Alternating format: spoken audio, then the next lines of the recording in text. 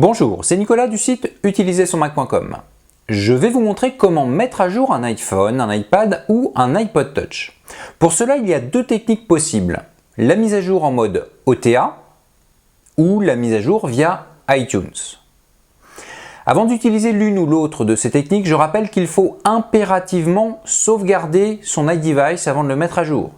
Si vous ne l'avez pas encore fait, je vous laisse cliquer sur le lien qui apparaît à l'écran afin de pouvoir visionner la vidéo qui vous expliquera comment sauvegarder votre iPhone, iPad ou iPod Touch. Si vous ne pouvez pas cliquer dessus, je rajoute ce lien dans la description de cette vidéo. J'insiste sur le fait que cette étape de la sauvegarde doit être réalisée.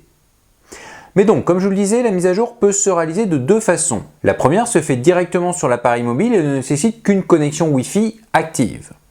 La seconde, comme son nom l'indique, aura besoin que l'iDevice soit connecté à iTunes, donc à un ordinateur possédant une connexion Internet active.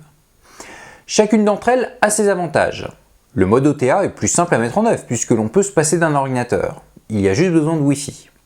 Par contre, si vous n'avez pas beaucoup de place de libre sur l'iDevice, la mise à jour risque de ne pas fonctionner. L'appareil aura effectivement besoin de place pour télécharger la mise à jour et pour l'extraire avant de l'exécuter.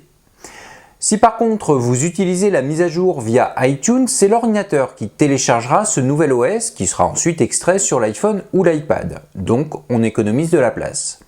Conclusion, le gros avantage d'iTunes est de pouvoir mettre à jour des iPhones de petite capacité. Dernière précision, si une mise à jour en mode OTA se passe mal, vous pouvez la relancer via iTunes. Cette dernière solution pose en général moins de problèmes. Afin de créer des pas faciles à suivre, donc pas trop longs, j'ai créé une vidéo pour chacune de ces techniques.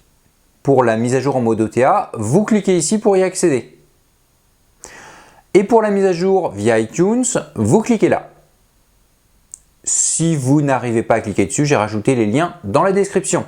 Bonne vidéo!